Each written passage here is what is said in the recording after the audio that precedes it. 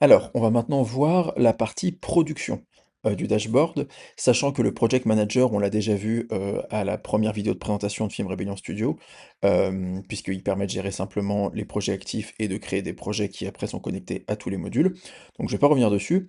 On va commencer, là, par parler du module de budget qui, contrairement à la partie, Price Pilot, qui a vraiment une fonction de créer un devis, une estimation financière pour des clients, le budget, lui, il est vraiment là pour toi, pour estimer combien va coûter ton film. Donc c'est un autre outil, sur lequel on va se pencher tout de suite et que tu vas voir, il est construit très différemment parce que là, il faut vraiment l'imaginer, le penser comme un outil pour, anticiper combien va coûter un film quand on est la personne qui finance ou quand on est la structure qui finance. Donc la présentation est assez simple, tu as donc des budgets qui sont déjà, établis, j'avais fait des tests et donc je vais créer un budget. Je peux utiliser un modèle de budget qui va simplement me proposer certaines lignes. Donc on va par exemple prendre court métrage et qui va me poser quelques questions, c'est-à-dire qu'on va estimer 3 jours de tournage. Dans l'équipe, on va mettre le nombre de techniciens, il y a 5 comédiens. Combien de repas par jour? Ça c'est pas mal. Est-ce qu'il y a petit-déj, repas du midi, repas du soir? Donc on va dire qu'il y a, allez 2 repas par jour. Est-ce qu'il y a des hébergements? Et si oui, combien de nuits? On va dire qu'il y a une nuit d'hébergement. Combien de jours de post-production? Un coût de repas indicatif, donc ça, c'est des choses qui peuvent évoluer au fur et à mesure, mais disons, que le repas, de chaque personne va coûter, 8 € et que chaque nuit, on a eu un bon prix, va coûter 25 €. Le titre du budget, c'est, budget, V1, nouveau projet, par exemple, donc ça, je te laisse gérer ce que tu veux. Je vais le lier au projet Le film de ma vie, la devise, la TVA. Les imprévus, c'est vraiment très important. En général, on dit que c'est 10, c'est-à-dire qu'en fait, il peut y avoir des imprévus de dépenses par rapport à un budget initial et donc ce qu'il va falloir, c'est toujours anticiper le fait qu'il puisse y avoir, une situation où on va avoir des dépenses supplémentaires. Les frais généraux, c'était un peu comme ce qu'on appelait les frais de production sur la partie devis, c'est-à-dire c'est des frais, qui peuvent être, des frais que la production prend sur le budget global, par exemple 1, 1,5. Là, on va pas en mettre.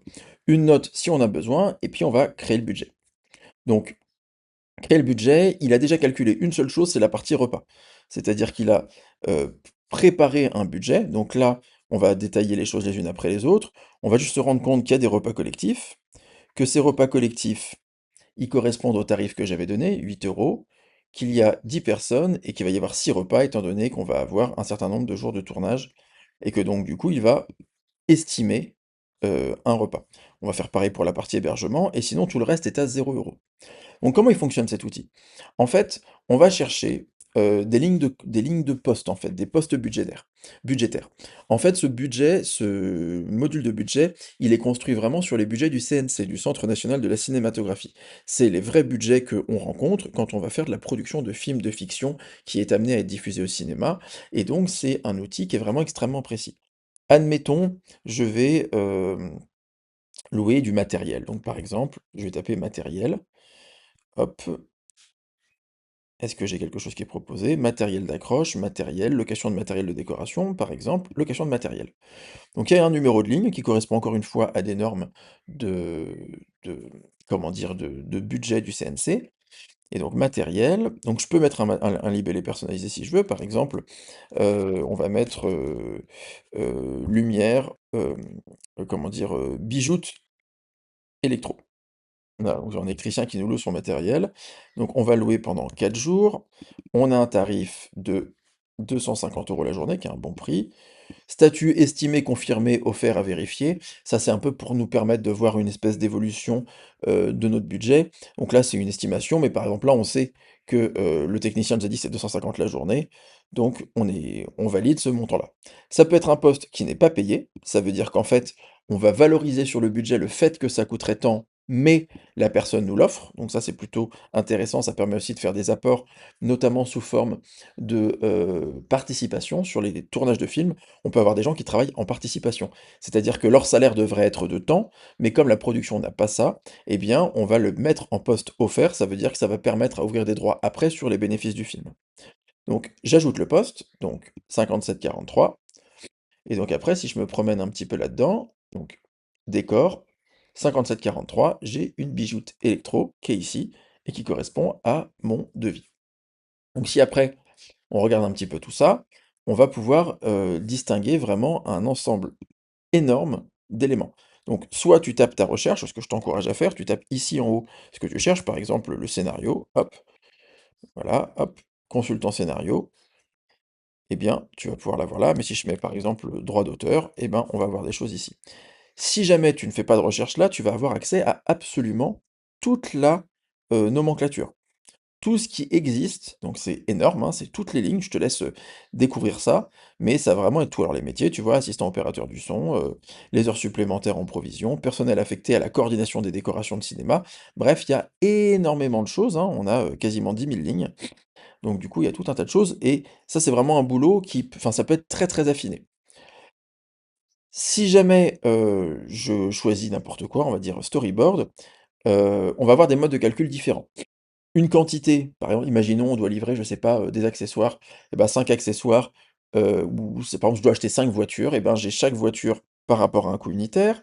Ça peut être des tarifs journaliers, ça peut être des semaines, ça peut être des repas, ça peut être des kilométrages, ça peut être des pourcentages et ça peut être des choses qui sont offertes.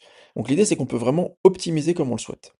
Et après, là comme on a choisi des modèles un peu prédéterminés, on a pris le modèle court métrage, on va avoir différents éléments qui vont nous permettre de nous orienter dans notre devis, dans notre budget, pardon.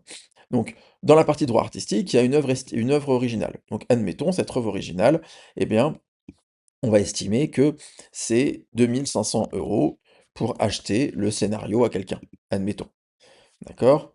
On va avoir ensuite différents personnels, un réalisateur ou une réalisatrice, un assistant réel, un directeur de la photo, donc on peut aller voir ici, si jamais tu sélectionnes un poste, tu vas avoir, des informations sur les minima et ça, c'est intéressant pour 2 choses. C'est intéressant pour toi, si tu faisais des budgets pour avoir une idée de combien coûtent les gens, mais ça permet aussi à toi, en tant que technicien ou technicienne ou artiste, de savoir combien tu coûtes.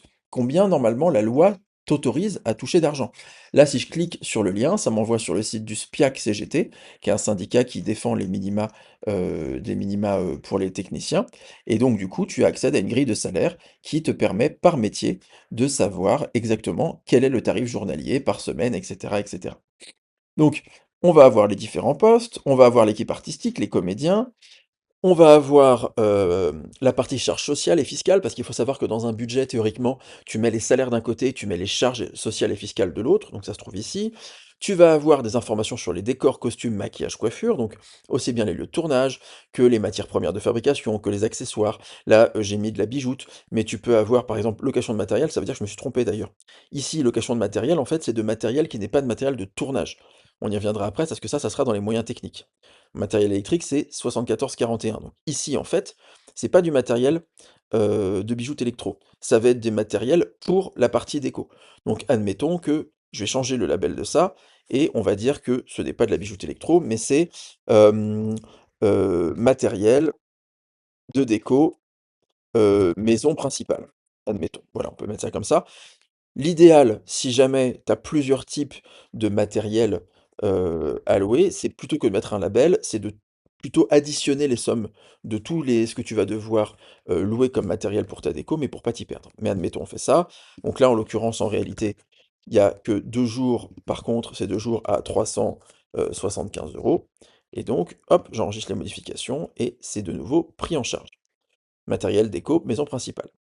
Transport des frais en régie, c'est quelque chose qui va évidemment être important. Alors ça, on va l'estimer, mais si par exemple on sait qu'on a en gros 6 voitures et que du coup chaque voiture va faire 100 kilomètres, et ben je sais que je vais avoir en estimation 600 kilomètres, puis je vais avoir un tarif au kilomètre. Alors ça après, c'est pareil, hein, c'est des montants qui sont déterminés soit par la production, soit par des lois.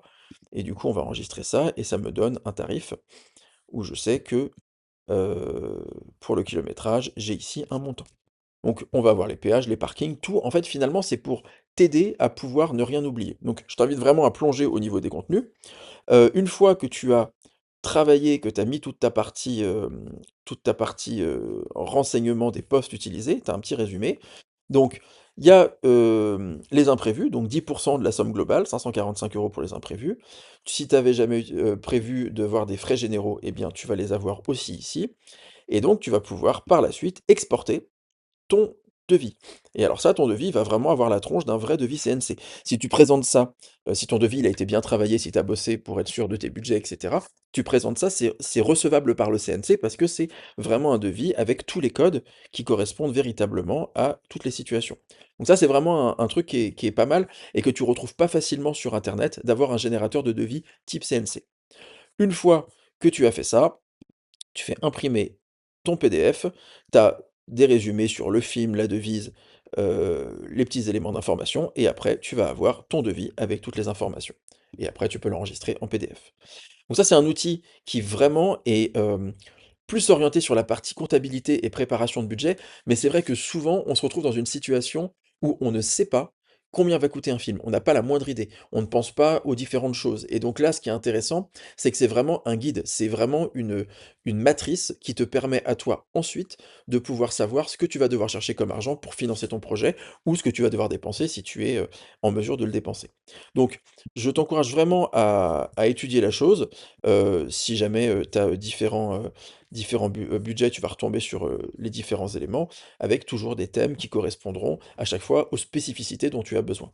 Donc explore ça, vraiment, va creuser cette partie, post-budgétaire qui est passionnante, parce qu'en plus, c'est hyper intéressant de savoir un petit peu quelles sont toutes les lignes qui existent quand on va, budgéter un film en France et en fait, tu peux tout à fait l'utiliser pour des budgets hors France, parce que ça pense vraiment à toutes les possibilités et si jamais tu as besoin de quoi que ce soit, de toute façon, tu peux personnaliser des labels si tu as le moindre souci. Voilà. Donc ça, c'était pour le module budget que je t'encourage vraiment à explorer et à, maîtriser parce que c'est un outil qui, dans tes préparations, te fera gagner énormément de temps.